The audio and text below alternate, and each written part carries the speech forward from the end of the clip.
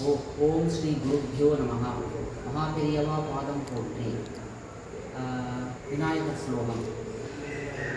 ஓம் கஜானனம் பூதகணாதிசேவிதம் கவித்தஜம்பூபலசாரபக்ஷிதம் உமாசுதம் சோகவிநாசகாரணம் நமாமி விக்னேஸ்வர பாதபங்கஜம்.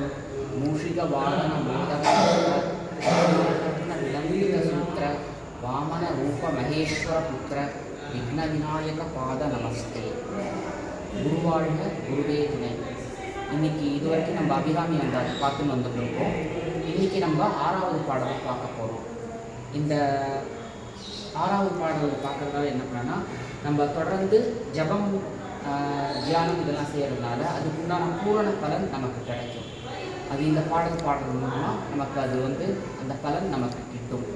அந்த பாடல் என்னென்னா, சென்னியது உன் பொன் திருவடி தாமரை சிந்தையுள்ளே மன்னியது உன் திருமந்திரம் சிந்துரவண்ண பெண்ணே முன்னிய நின் அடியாருடன் கூடி முறைமுறையே பண்ணியது என்றும் உன் தன் பரமாகம பத்ததியே.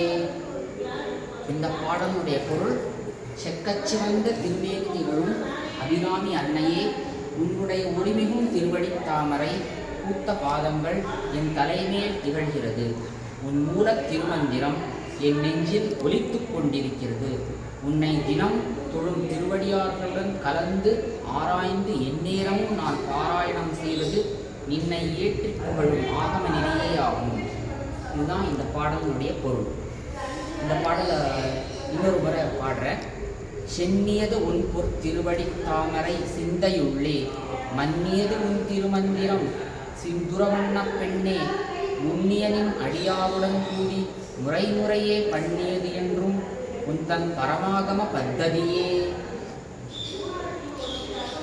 இந்த பாடல் பாடுறதுனால என்ன பலன்னா, நம்ம தொடர்ந்து ஜபம் மந்திரம் இதெல்லாம் பண்ணுறதுடைய பூரண பலன் நமக்கு கிடைக்கும். குருவாழ்க குருவே துணை. காஞ்சி மகாபெரியவா பாதம் போற்றி.